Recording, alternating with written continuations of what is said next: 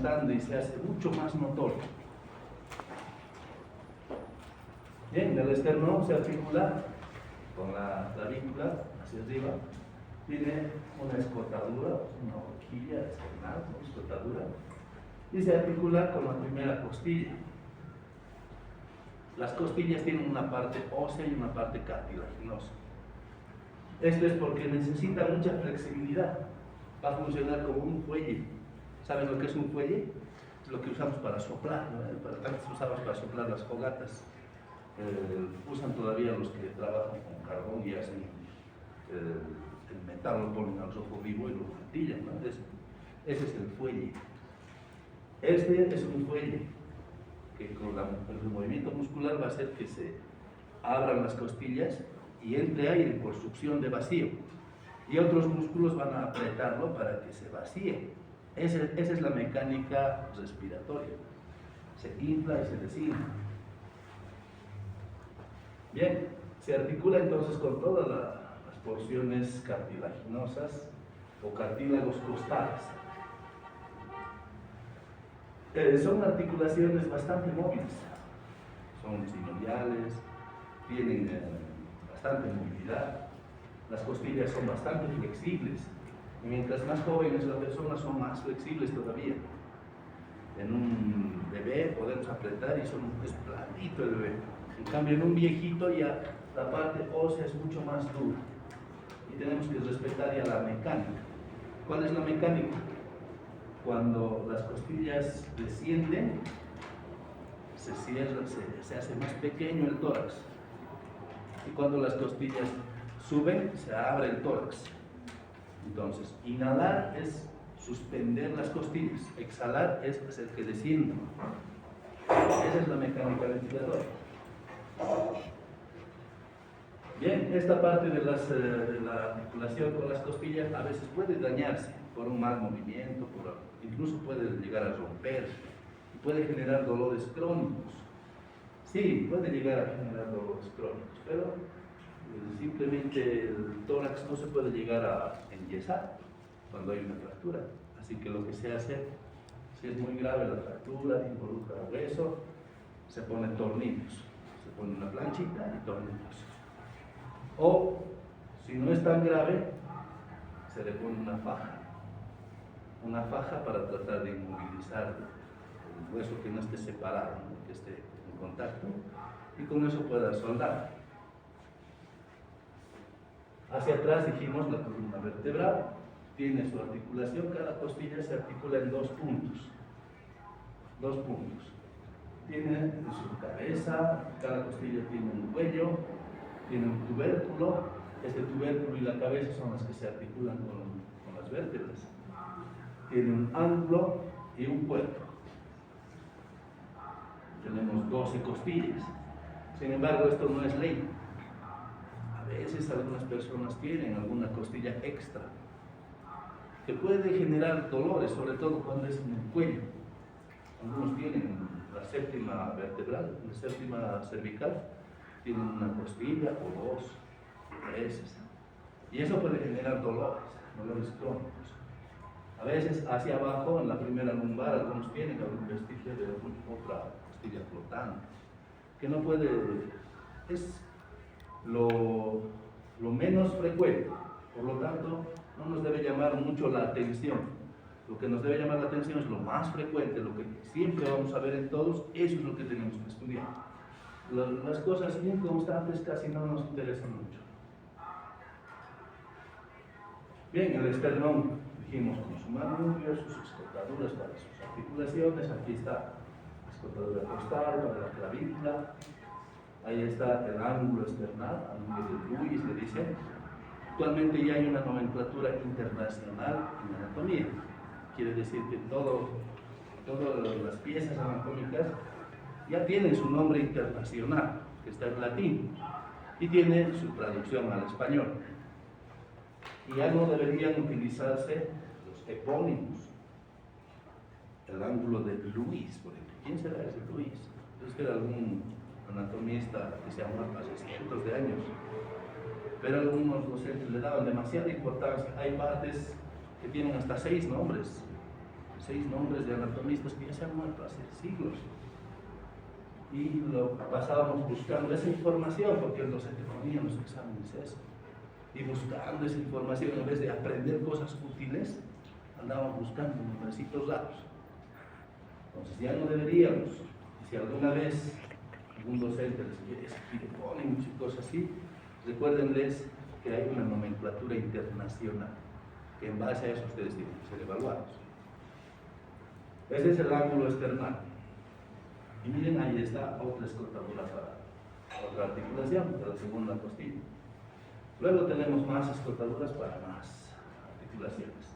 Habíamos visto que en la caja torácica solamente hasta la sexta, hasta la séptima costilla tiene su propio cartílago. Luego la octava, la novena y la décima ya se unen al séptimo. Incluso entre el séptimo y el sexto ya están medio fusionadas las costillas, la parte cartilaginosa de la costilla. Bien, todo este es el cuerpo y la apófisis sifoides. Las costillas tienen diferentes formas según su localización. La primera costilla es plana. Plana y tiene una cara superior y una cara inferior. Las demás se van verticalizando un poco. Se van haciendo más verticales. La cara anterior y la cara posterior. O la cara lateral y la cara mediana. En cambio, la primera es plana de arriba hacia abajo. Tiene su cabeza, su tubérculo, que son para articularse con las vértebras.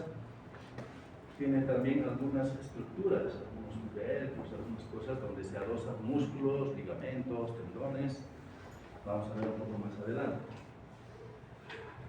Cada parte costal, cada cartílago costal, tiene su cápsula articular y tiene un ligamento radiado. Radiado como los radios de la bicicleta. A esto se refiere radiado. Como los radios de la bicicleta van adosándose en abanico. A eso se refiere, radiado, a esas fibras como los radios de la bicicleta. Eso para dar unión con el esternón. Esta es la primera costilla y la segunda. Y aquí estamos viendo algunas depresiones, algunos relieves. Aquí están arteria y venas subclavias, dejan una impresión, un bajo relieve, un hundimiento.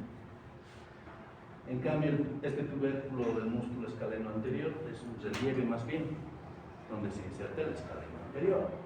Y aquí el escaleno medio, el músculo serrato anterior, el músculo serrato anterior también. Aquí el músculo escaleno posterior ya en la segunda costilla. Y el músculo subclavio de la clavícula de la primera costilla. Aquí están las partes articulares, la cabeza y el tubérculo. Y el cuello tiene una parte ligamentosa, se articula a través de un ligamento con la vértebra. Aquí estamos viendo que la articulación de la clavícula con el manubrio había tenido un disco intermedio. No es directamente cartílago con cartílago, sino que hay un pequeño disco. Hay articulaciones que tienen meniscos, tienen discos, o pueden tener labrum, ¿verdad? El labrum no es más que el aumento de la superficie articular a través de un borde. Esta articulación tiene disco. Y estamos viendo aquí el ligamento costo-clavicular entre la costilla, el costo de costilla clavicular. Así facilita el lenguaje internacional anatómico. Y estamos viendo los ligamentos radiados que habíamos dicho antes, o esternocostales también se llaman, y las articulaciones propiamente con esternón, las cavidades articulares. La articulación del manubrio con un esternón, una parte cartilaginosa. En esta costilla estamos viendo la cabeza. En realidad no había sido solamente una cara articular, porque la articulación de la costilla con la columna vertebral es entre una vértebra y otra, justo al medio. No se está articulando con una sola vértebra, en otras palabras, se está articulando justo donde se une una vértebra con otra, ahí es donde se articula cada costilla. Por eso tiene para la para la vértebra superior y para la vértebra inferior. Y para esta, ¿no? La apófisis transversa de la vértebra inferior, ahí es donde se articula con esa cara articular del tubérculo. Aquí estamos viendo cómo se articula hacia adelante de la cabeza y hacia atrás la costo transversa. Esta es la apófisis transversa, ahí es donde se está articulando. Y el cuello se articula a través de un ligamento costo transverso. Pero esta parte es el ligamento costo transverso. Hacia arriba hay otro ligamento costo transverso superior. Hacia abajo hay otro también, otro ligamento, pero más pequeñito, a veces no se nota. Aquí está el ligamento costo transverso, este lo estamos viendo. Aquí también estamos viendo el ligamento radiado de la cabeza de la costilla. Ya sabemos por qué es radiado, ¿no? Adelante, pasen. Y aquí estamos viendo una cara articulada para una costilla. ¿Ves? Cada vértebra tiene dos caras articulares para la costilla de abajo y para la costilla de arriba. Aquí está. Vean, para la costilla de abajo y para la costilla de arriba. Esta misma costilla que va a articularse su cabeza aquí, su tubérculo se va a articular aquí, en esta apófisis transversa, en esta cara, en esta fosita costal de la apófisis transversa, para el tubérculo de la costilla. Aquí tenemos otro ligamento costo intertransverso, entre una apófisis transversa y la otra. Hay un pequeño ligamento. Aquí, donde se articula la cabeza de la costilla, tenemos también un pequeño ligamento que sale del disco. Estos son los discos intervertebrales. Ahí está cortadito, un pequeño ligamento interarticular de la cabeza de la costilla. Tiene bastantes uniones, ¿no? Y ya que esta parte no es directamente articulación, le sale el pequeño ligamento que va a adosar la cabeza a esas caras articulares. Aquí está el ligamento costo transverso superior, el ligamento radiado de la cabeza de la costilla. ¿Todos pueden ver? Estoy interponiéndome. También tenemos un ligamento costo transverso lateral. Vean dónde. Es el mismo ligamento que une la costilla con la apófisis transversa. Tenemos uno superior, uno lateral y uno en medio. El ligamento costo transverso propiamente dicho. Este ligamento. Aquí tenemos radiado, aquí está el lateral, el costo transverso lateral. Y hacia arriba tenemos este, costo transverso superior. Bien, no hay mucho más que hablar en parte ósea, ¿no es cierto? Vamos a seguir viendo cuando veamos las inserciones musculares. En cuanto a músculos del tórax, tenemos grandes músculos que son, por ejemplo, el pectoral menor, que se adosa de la tercera a la quinta costilla, generalmente, porque algunos se adosan desde la segunda hasta la quinta, puede variar. Y tenemos el pectoral mayor, que se adosa desde la clavícula todo el esternón, inclusive en la pared abdominal. Termina en la pared abdominal en la aponeurosis. Estos músculos sirven para el movimiento del miembro superior. Hacen este movimiento de acercar el brazo, acercar en todas las posturas.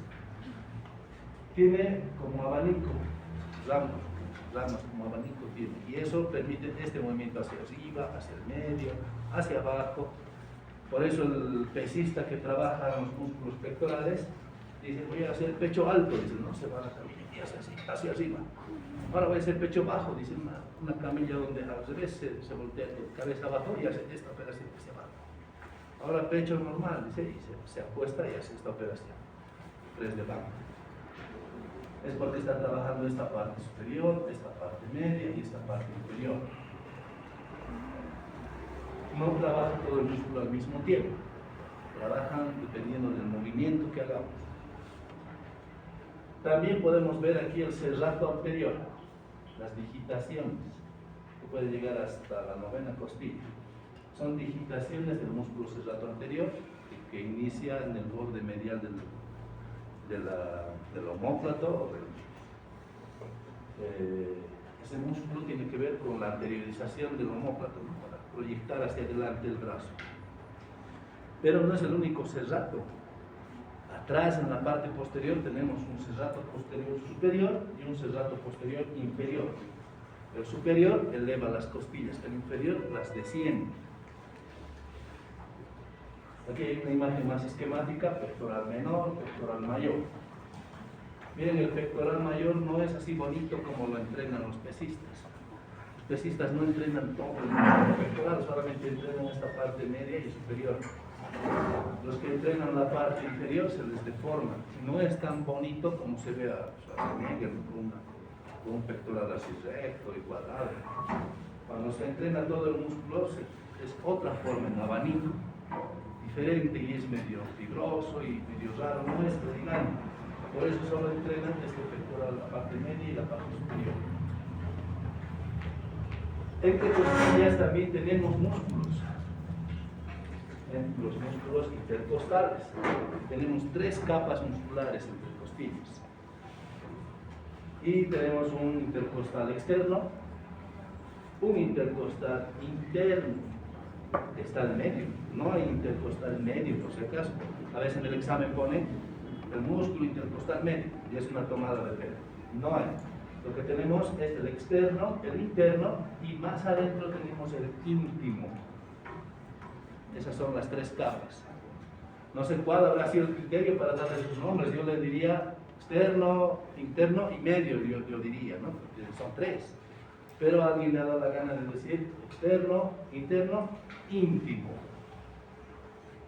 Así que no olvidaremos esa peculiaridad. No todos llegan hasta el esternón. Ya vamos a ver un poco más adelante. Entre cada espacio intercostal hay nervios y vasos sanguíneos que emergen de la columna vertebral. No olvidemos que pegado a la columna vertebral están los 2 grandes vasos, la aorta y la cava. Una arteria y una vena.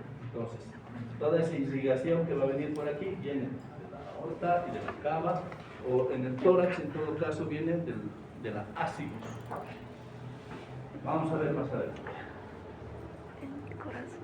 Entonces, si hacemos un corte transversal, vamos a tener esta imagen, en la que estamos viendo las 3 capas musculares. Aquí está el intercostal externo, que solamente llega a la parte ósea de la costilla. El intercostal interno, que llega hasta el esternón prácticamente. Y el intercostal íntimo, que no llega más que a la parte ósea.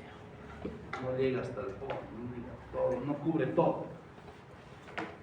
Aquí estamos viendo la parte nerviosa, que tiene su ramo, su raíz anterior, su raíz posterior, raíz anterior motora y raíz posterior sensitiva, que nos va a dar ramos musculares hacia atrás, ¿no? Hacia la parte de los músculos vertebrales. Nos da un pequeño ramo, un ramo posterior. Luego se va siguiendo a la costilla hacia adelante, y miren, aquí nos da un ramo superficial para inervación cutánea, pero sigue yendo más adelante, llega hasta el esternón, hasta esa articulación esternocostal, y se va adelante para dar también inervación a la parte de la piel. Como sigue a la costilla el nervio, entonces tenemos ese mapa de dermatomas, donde vemos que cada nervio tiene un territorio en la piel. Estos son los músculos. Intercostal externo, ya lo vimos, todos del borde inferior de la costilla al borde superior de la subyacente. Lo mismo con el intercostal interno y el íntimo. Todos inervados por el nervio intercostal. Eleva las costillas, elevan. Los intercostales generalmente elevan. Pero vamos a ver un poco más adelante que pueden tener otra función. El transverso del tórax. El transverso del tórax está aquí, miren, del esternón hacia las costillas. Parece otro serrato con digitaciones. Tenemos imágenes más adelante. Y bueno, hay un subcostal de la cara interna de las costillas inferiores, cerca de sus ángulos, y el borde superior de la segunda o tercera costilla subyacentes. Este no es un músculo muy grande, no es tan importante. El elevador de las costillas sí, es en la parte posterior, está en el torso, y tiene elevador mayor, elevador menor, tiene una clasificación, pero vamos a ver. Elevan las costillas. Estos son elevadores de las costillas.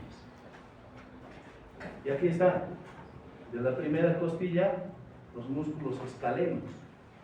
Los músculos escalenos van a hacer subir. Ustedes ya han visto en la teoría teórica qué músculos son los responsables de mantener la columna en su postura.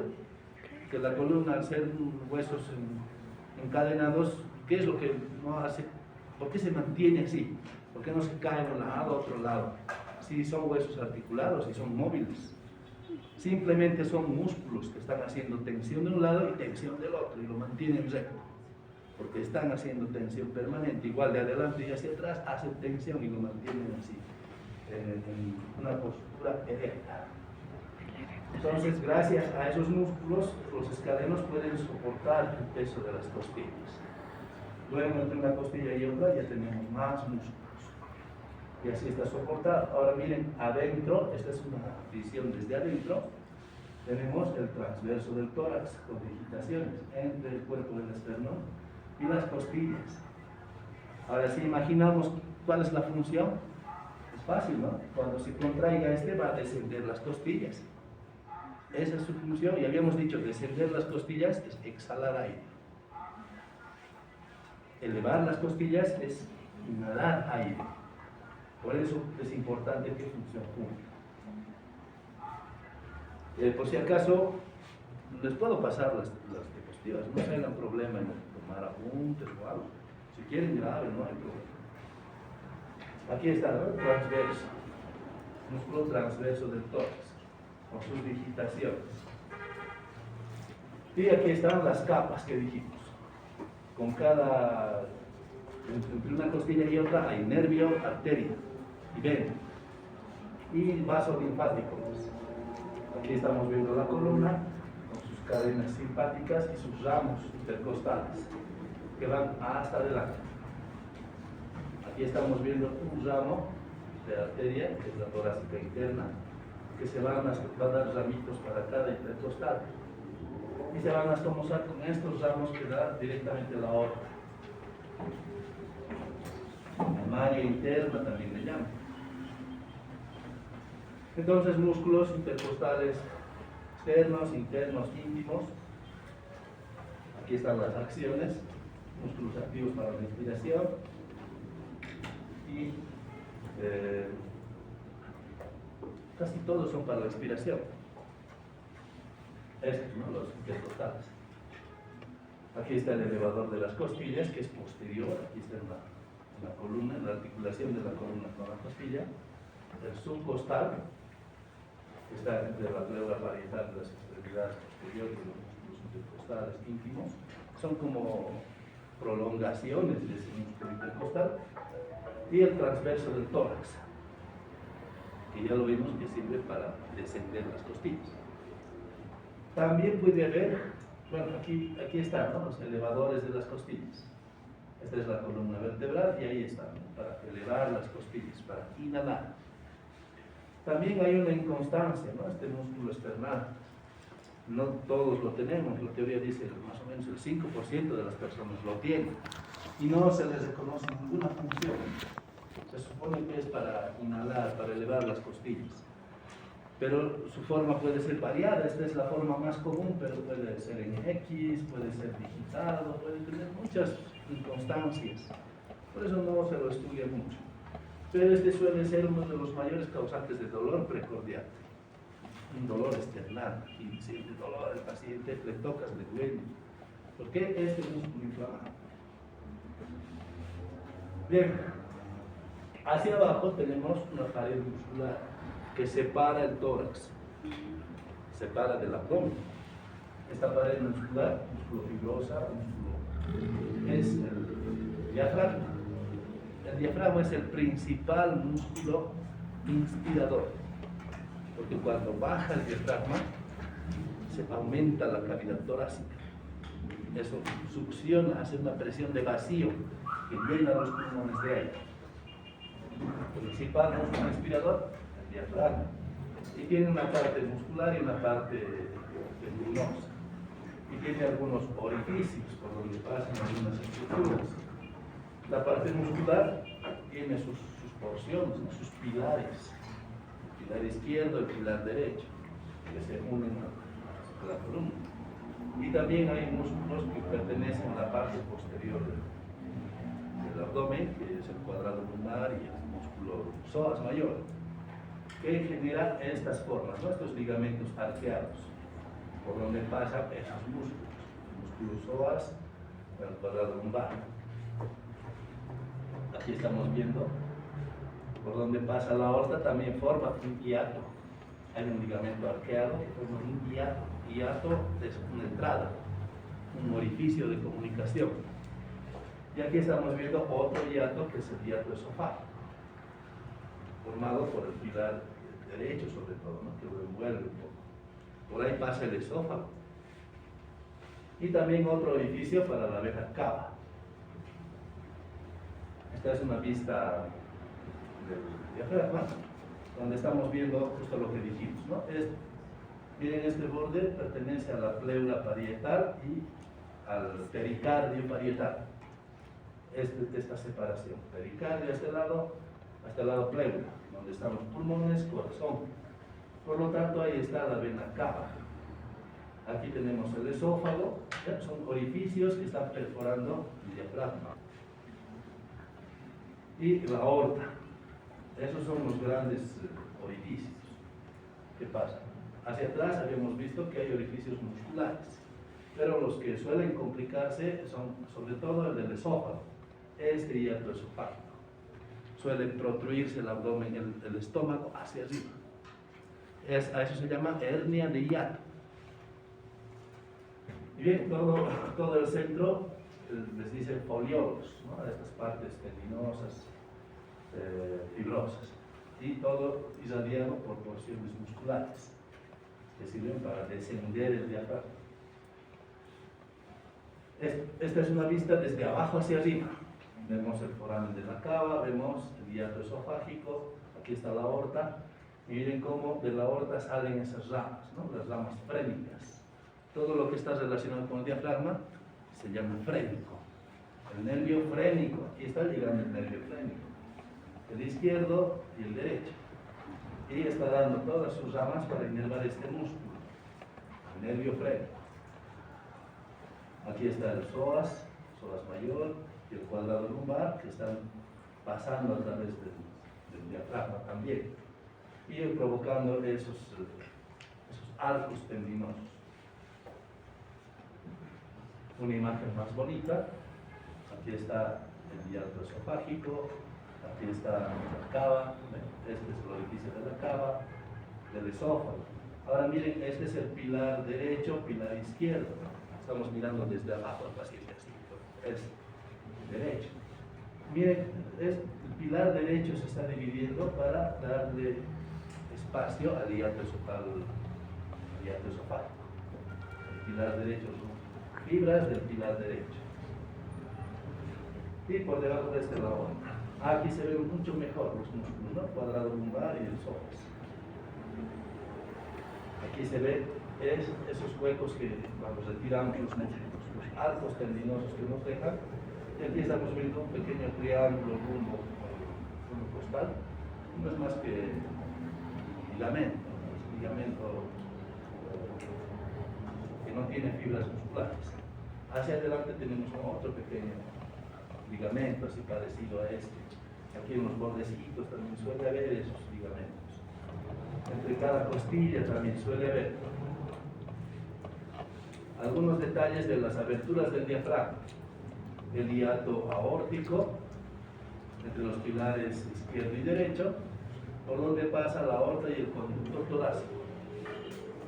El sistema linfático es otro sistema, ¿no es cierto? Como el sistema circulatorio tiene arterias y venas, el linfático recoge líquido. Todo el sistema circulatorio, las arterias tienen una gran presión y pasa su líquido de la sangre arterial hacia los tejidos, llevando nutrientes, pasa con líquido más. Ese líquido, no todo el líquido pasa de nuevo a la vena, no es absorbido por la vena, no hay presión de succión en la vena. Por eso hay mucho líquido que queda libre. Para eso está el sistema linfático, para recoger ese exceso de líquido.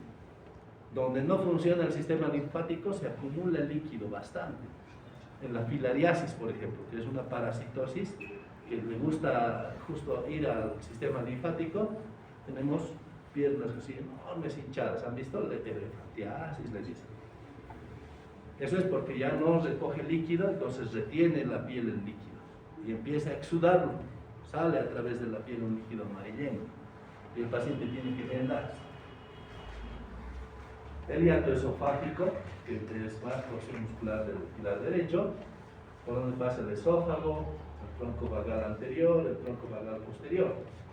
El nervio vago va junto al esófago, pero o sea, no va izquierdo y derecho como comienza, sino que se va haciendo anterior y posterior, ¿no es cierto? Rota. El foramen de la vena cava, que tiene su anillo tendinoso, donde va la vena cava inferior, el ramo frénico abdominal del nervio frénico derecho. El triángulo intercostal, porción external y la porción costal del diafragma, que va hacia la apófisis y fóvea. Casi no se ve eso en los dibujos, ¿no? Hacia adelante un pequeño triángulo. Y van vasos epigástricos superiores y ramos torácicos internos. El triángulo rumbo costal, este sí lo hemos visto, que va entre el océano y la doceava costilla, el ligamento arqueado lateral. No tiene tejido muscular. Orificios laterales, arcadas entre inserciones. Entre una costilla y otra hace una arcada. Y perforaciones de los pilares de la porción lumbar, entre los fascículos de cada pilar, y los ligamentos arqueados, el ligamento arqueado lateral y medial, donde va el tronco simpático, el psoas mayor y el cuadrado lumbar. También vimos esos arcos hacia atrás, ¿verdad? Y bien, entre una costilla y otra dijimos vasos sanguíneos y nervios. Aquí estamos. Aquí está la vena intercostal, arteria intercostal y nervio intercostal. Miren cómo va debajo de la costilla. Sí hay por encima un chiquitito, pero no es tan importante como el que va por debajo. Por eso cuando vamos a abrir un espacio, cuando vamos a hacer una punción o cuando vamos a poner un tubo, no debemos lastimar esta parte. Entonces los que hacen la punción siempre buscan el borde superior de la costilla para hacer la punción por encima del borde superior. Siempre lejos del borde inferior. Esto es lo que debemos proteger. Hay muchos motivos, generalmente líquido en los pulmones, aire en los pulmones, sangre en los pulmones, eso hace que hagamos punciones. Entonces, eso. Ya habíamos visto, ¿no?, cómo el sistema nervioso llega hasta adelante, dando sus ramas cutáneas. Pues. Esta es la mecánica ventilatoria. Para inhalar, las costillas se hacen horizontales. Se elevan las costillas, por lo tanto la cavidad torácica aumenta.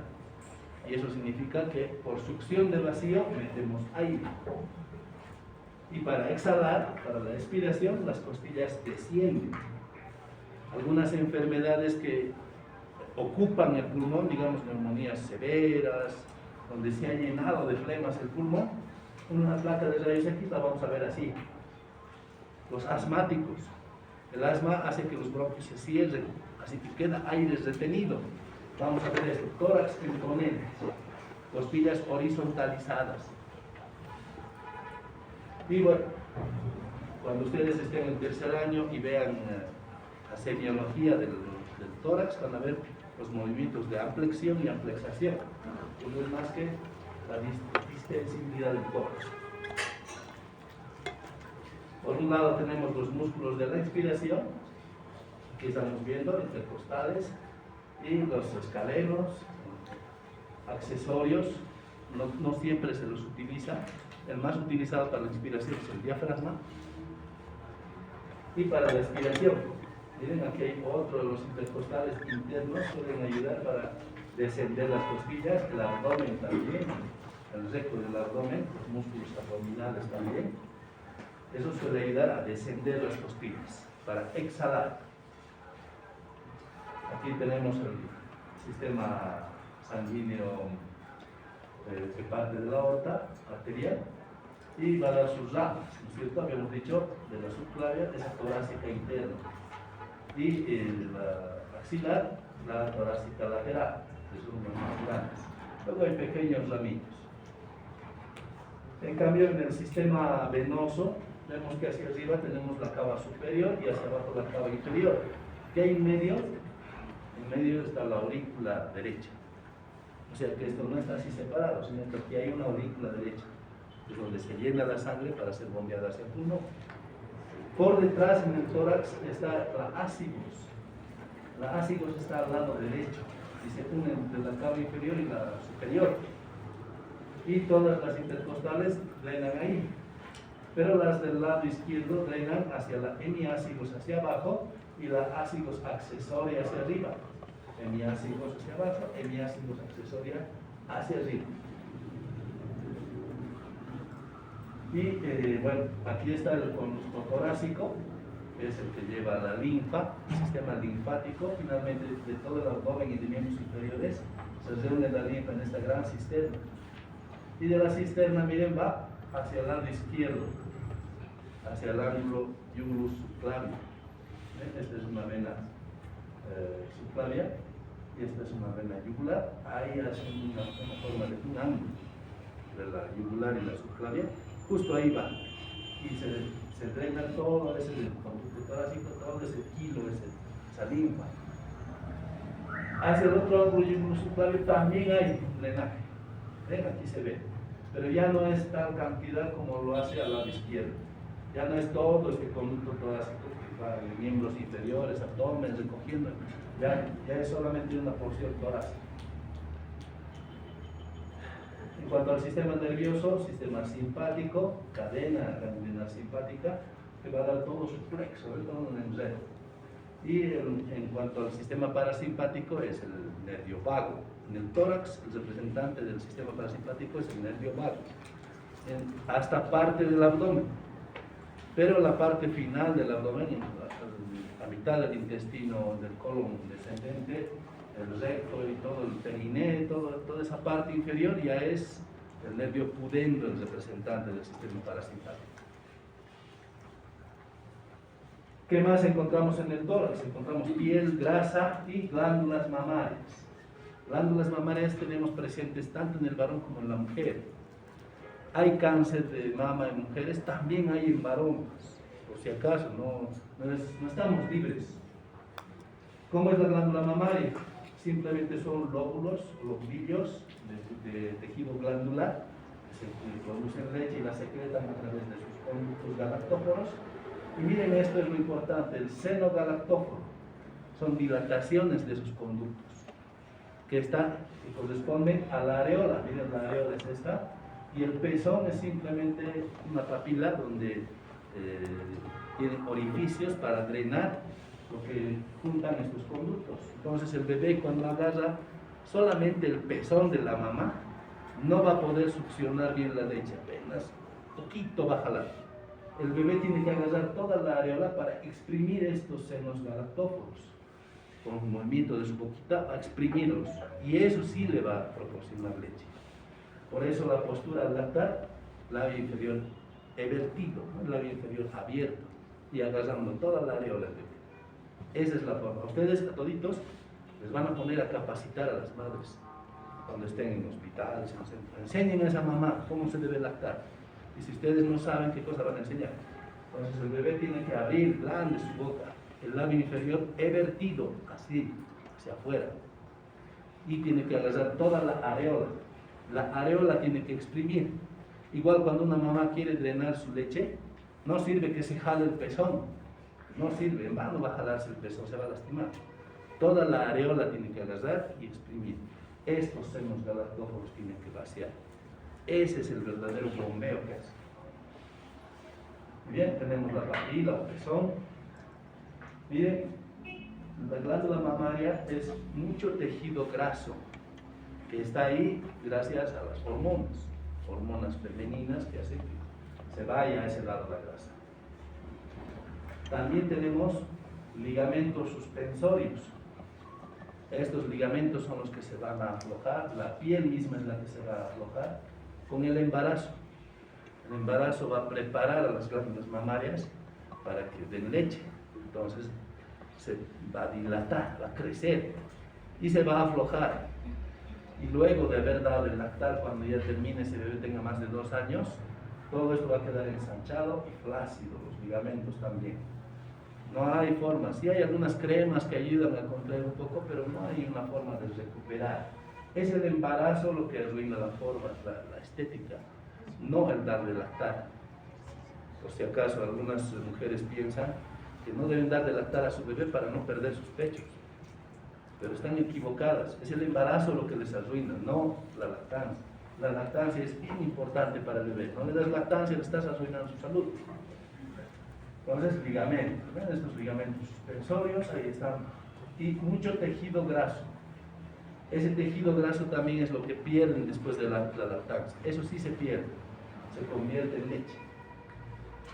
Ahí están los senos galactóforos, de los conductillos. Estos son los que hay que exprimir para poder sacar la leche. Aquí está la postura, ¿ven? El labio inferior evertido. Miren toda la areola metida en su boquita. Esa es la forma de lactar. La nariz bien separada de la piel. Algunas mamás le pegan fuerte así, el bebé no puede respirar. Y como no puede respirar, tiene que soltar un rato para respirar. Hay casos graves donde el bebé se muere porque la mamá se ha dormido con el pezón en la boca, dándole de lactar. Y el bebé en algún momento se le ha tapado y como los envuelven a los pobres, como momias, no pueden ni respirar bien, se mueren. Hay casos todavía, sigue habiendo casos en los que los bebés se mueren por el pecho de la madre. Muy bien, la irrigación de la glándula mamaria está dada de esa torácica interna, de la torácica lateral. Pero más importante que la irrigación es el drenaje linfático. Porque cuando hay una patología tumoral maligna, primero va a expresarse en los ganglios linfáticos. Son cuarteles de defensas, ¿no? Donde se capacitan algunos glóbulos blancos. Un glóbulo blanco detecta aquí un tejido canceroso, lo destruye y se lleva parte de eso hacia su cuartel, que son estos nódulos, estos ganglios linfáticos, y ahí les muestra a sus compañeros, les enseña, y recién así capacitados ellos salen. Entonces, estos ganglios linfáticos se van a infartar cuando haya un cáncer o algo maligno o una infección. Aquí tenemos una glándula mamaria y aquí vemos. ¿Ven? Miren cómo la mayor parte del drenaje linfático se va hacia la axila. Por eso cuando hagamos palpación, la palpación por si acaso debemos hacerla con una mano, la mujer, una mano en la nuca, y tenemos que ir, podemos dividir en cuadrantes, en 4, y palpar uno por uno, o podemos hacer una palpación en espiral, de adentro hacia afuera o de afuera hacia adentro, no importa. Lo que importa es que seamos sistemáticos y palpemos toda la glándula mamaria. ¿Qué estamos buscando? Estamos buscando nódulos, bolitas, carnosidades, eso estamos buscando. Y si encontramos algo de eso, hay que pedir estudios, rayos X, ecografías, en fin. Miren, la mayor parte es drenado hacia la axila. Entonces, la axila también tenemos que revisarla. Por eso a la paciente le hemos hecho hacer así la mano, para poder palpar la axila más. Tenemos que enseñarle a la paciente, porque ¿a qué mujer le gusta hacer manosear? A ninguna. Entonces, hay que enseñarle. Una vez le haremos, pero le enseñaremos para que ella misma se haga y cuando descubra que hay algo, rápido acude. Por mala suerte, hay otros drenajes linfáticos que llevan dentro del tórax. Digo por mala suerte porque cuando operan un tumor maligno de la glándula mamaria, no pueden operar dentro del tórax. Es muy difícil abrir el tórax para sacar ganglios linfáticos. Así que operan la glándula mamaria y sacan las cadenas ganglionares axilares, las más cercanas o las más afectadas. Pero no se van dentro del tórax. Y si se ha ido el tumor adentro, el cáncer, ya es difícil combatir eso. Generalmente muere. Aquí está la dirección de estas partes, miren, de estos tejidos, hacia dónde va, cuál es el rumbo por donde va a drenarse toda esa linfa. Y por proximidad, ¿cuáles van a ser los ganglios linfáticos que se van a afectar si hay un cáncer? Por ejemplo, si hay un cáncer aquí en este sector, este es el ganglio linfático que se va a afectar y luego va a ir hacia el cuello. Si es por aquí, va a ir hacia la axila. Si por mala suerte es por aquí, va a ir hacia esta parte que es intratorácica. Mala suerte, ¿no? Adentro del tórax es difícil que opere. ¿Cuáles son las cadenas ganglionares? Aquí tenemos el axilar inferior, que es lateral, y van, los grupos son los pectorales, subscapulares, humerales. 65%, es más probable que se hayan afectado estos, 65% más de probabilidades de que se afecten. Por eso te sacan este grupo, te sacan de la axila, porque es el más afectado en cáncer. El grupo axilar medio, que se ubica a lo largo, axilares pectorales 31%, y el intraclavicular superior 0%. Que los que van debajo de la clavícula casi nunca se ven afectados. Aquí estamos viendo ya con todo lo que contiene. Aquí están nervios frénicos, que van al lado del pericardio, van y traspasan al diafragma y lo inervan. Y esto es lo que tenemos que ver cuando hagamos una revisión de una glándula mamaria. No es solamente ir y tocar y listo. Hay que revisar, hay que ver. Cuando hay una patología, un tumor o algo, esos tumores consumen mucha sangre, así que se va a vascularizar. Se van a ver así, vasos sanguíneos, venas grandes se va a ver. Normalmente esto vemos en una mujer lactante, sí lo vemos. Como está produciendo leche, altas venas le salen. Pero en una mujer que no está dando lactar no debería haber así venas. Y debemos comparar una mama con la otra. Si una está vascularizada y la otra no, obviamente puede haber algo malo en la que sí está vascularizada. Así, venas. ¿Por qué? Porque, miren, más venas porque más sangre está pidiendo ese tumor. Piel de naranja, edema cutáneo. Parece piel de naranja porque se ha hinchado la piel. Esto corresponde a un problema de circulación de líquido, un problema linfático. Los conductos linfáticos han sido afectados por el tumor, el cáncer. No están absorbiendo bien el líquido, por eso se ve así, piel de naranja. Hundimientos. Por eso cuando les enseñamos, les decimos, póngase en el espejo, póngase frente a frente al espejo y vea si hay hundimientos o relieves. Una glándula siempre va a ser un poco más grande que la otra, eso no nos debe llamar la atención. Siempre nuestra pierna a un lado siempre es más grueso, más muscular que el otro. Un brazo siempre es más muscular que el otro, un poquito más largo, un poquito más corto. Siempre hay eso. Pero ¿qué debemos ver? Hundimientos, relieves. Miren, el pezón hundido es una mala señal, el pezón hundido. Aquí un hundimiento corresponde a un tejido maligno que ha crecido. No es solo directamente palpar, hay que mirar primero. Aquí vemos un varón. No estamos libres los varones, por si acaso, nadie se sienta libre. En un varón puede haber pequeños nódulos palpables, bolitas, puede haber galactorea, que es mala señal que salga leche o líquido del pezón. Hundimiento del pezón, que se esté hundiendo, fibrosando, haciéndose más duro. Y miren, se opera, se quita la glándula mamaria. También puede haber accidentes traumáticos donde se rompan costillas, se rompan muchos tejidos. Aquí estamos viendo fracturas simples, ¿no? Simples quiere decir una sola fractura por costilla. Complicado, miren aquí costillas con más de 2 fracturas. Más terrible es eso. Aquí estamos viendo cómo se pone anestesia cuando es necesario operar alguna costilla. Cuando es necesario atornillar o poner algo, miren dónde. Buscamos el nervio y ahí le vamos pinchando y dejando anestesia. Anestesia que no tiene que tener vasoconstrictor, no tiene que tener adrenalina. Cuando anestesiamos piel, buscamos anestesia que tenga adrenalina, porque eso va a evitar que sangre. La adrenalina es vasoconstrictor, va a sangrar menos. Pero cuando ponemos al nervio una anestesia que tenga vasoconstrictor, vamos a ocasionar que se necrose el nervio, porque sus vasos sanguíneos se van a cerrar y no va a recibir sangre. Por eso es que no debe tener vasoconstrictor. Entonces ponemos en el nervio. Esa es la forma de colocar anestesia. Así, se pincha justo por debajo. Justo lo que habíamos dicho que no hay que hacer algún tubo, ¿no es cierto? Afectar el nervio. Miren, toca justo el borde inferior de la costilla.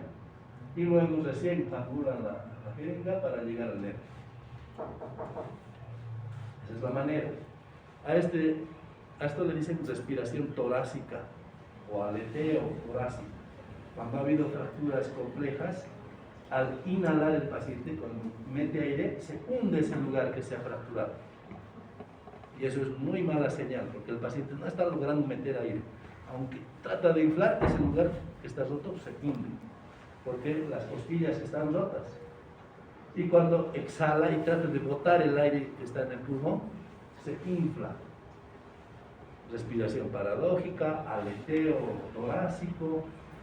La cosa es que el paciente no logra meter buena cantidad de aire, no logra sacar buena cantidad de aire. Tenemos pacientes agitados, asustados. Entonces, a esos pacientes hay que ponerles un ambú y ayudarles a respirar. Tórax batiente también le dicen.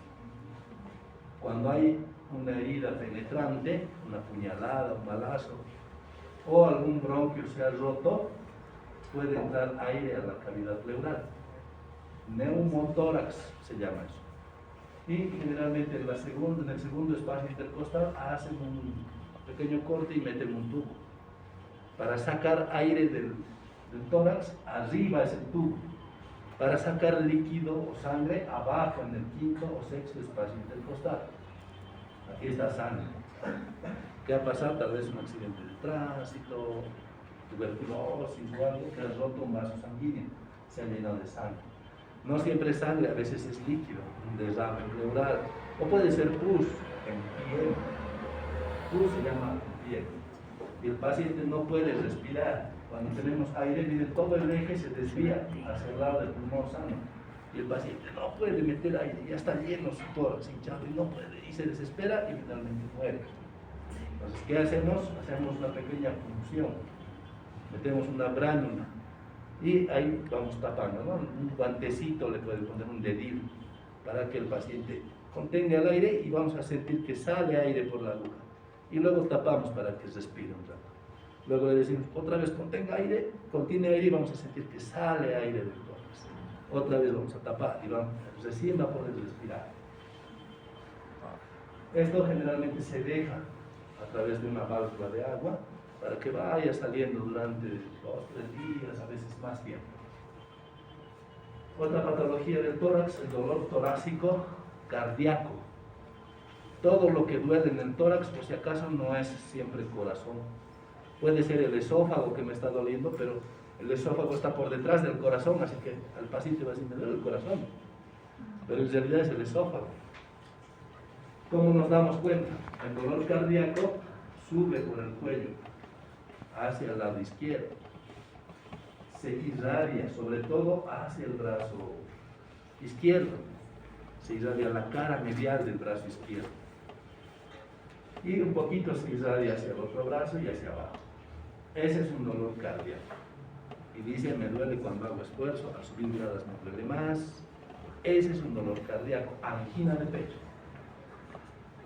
También lo describen como un dolor opresivo, constrictivo o aplastante. Siento que me aplasta, que me aprieta, que me comprime. Además, el paciente va a tener esa sensación ominosa. La sensación ominosa es sentir que va a morir. Por lo tanto, tiene mucho miedo. Está asustado, miedo. Transpira. Tiene náuseas, vómitos, respiración entrecortada. Y finalmente puede tener un colapso.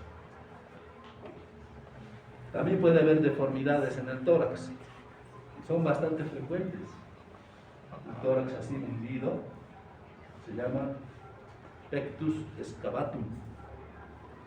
Y más bien cuando está así, como pecho de pollo, le dicen pectus carinatum. ¿Cuál es el más perjudicial? Este. Porque va a hacer que el corazón se vaya a un lado, que no tenga mucha capacidad pulmonar. Este paciente siempre va a ser flaquito, pequeñito, no va a desarrollar bien ¿Se opera? Sí, se opera, se arregla con cirugía. Esto más que todo es estético. Costillas supernumerarias, miren lo que decíamos, ¿no? La séptima cervical tiene una costilla extra y aquí un esbozo de costilla. Aquí una costilla más completa, ¿no? Supernumerarias. Obviamente con dolor crónico a veces. Politelia. Politelia quiere decir que tiene varios pezones. ¿En dónde pueden haber más pezones? En la línea mamaria. Estas son las líneas mamarias. Pueden salir muchos pezones, miren aquí tiene 6. A veces tienen aquí y dicen, ¿qué tengo aquí, doctor? O aquí en la axila, ¿no? Aquí, justo en el borde del músculo pectoral. Parece un lunar, pero en realidad es un pezón supernumeral. No nos preocupa mucho. A veces estos pezones incluso tienen glándula mamaria. Más glándulas mamarias se llama polimastia. Politelia es solo más pezones. Estos incluso durante la lactancia, la madre está dando de lactar, esa glándula mamaria extra que tiene puede dar un poquito de leche. Y no es para preocuparse, no necesita tratamiento. Es más que todo estético. ¿Se puede operar? Sí, se puede operar. También puede haber amastia, donde no hay la glándula mamaria. Atelia, donde no hay el pezón. Puede haber. Se debe a muchas deformidades, a problemas genéticos, en fin. Y también puede existir que algunos varones empiecen a desarrollar las glándulas mamarias. Ginecomastia. ¿Por qué?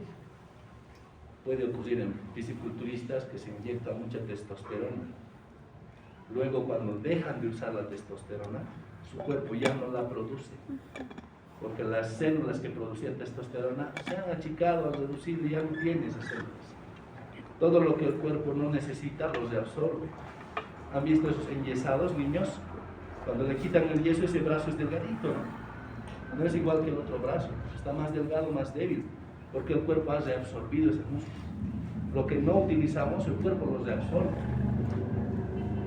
Entonces, los fisiculturistas no tienen ya las células en sus testículos que producen testosterona, porque se la inyectaban en grandes cantidades. Ya no tienen células, ya no producen, entonces prevalecen más las hormonas femeninas. Todos, varones y mujeres, tenemos hormonas masculinas y femeninas, ambas, pero en varones más masculinas, en mujeres más femeninas. En un varón que ya no produce testosterona, puede ocurrir eso. O cuando tiene exceso de hormonas femeninas también ocurre eso. Por si acaso, esto no es la ginecomastia de la obesidad. Tenemos aquí en la piel una fascia que separa el abdomen del pecho. Entonces, cuando alguien engorda la barriga, pero esto no deja engordar esta parte. Y engorda aquí como si tuviera ginecomastia. Pero eso no es la glándula mamaria que ha crecido, es grasa que se está acumulando ahí arriba. La obesidad también produce una especie de ginecomastia. Aquí tenemos la hernia de hiato, donde se ha salido un poquito el estómago hacia el tórax. Pero no es la única hernia que puede haber en el diafragma. Aquí tenemos en la parte anterior, retroesternal, puede haber hernias retroesternales de Morgani. Y aquí atrás, posteroesternal, tenemos las células posteriores del Buchstalek. Tuve un paciente con esta hernia. Tenía dolor, fiebre, parecía apendicitis, peritonitis, pero no la encontrábamos. Ha estado sufriendo como una semana. Recién se les ha ocurrido hacer esta tomografía y han descubierto una hernia de Buchstalek. Bueno, gracias por su atención. Ha sido un gusto. Nos estaremos viendo en clases.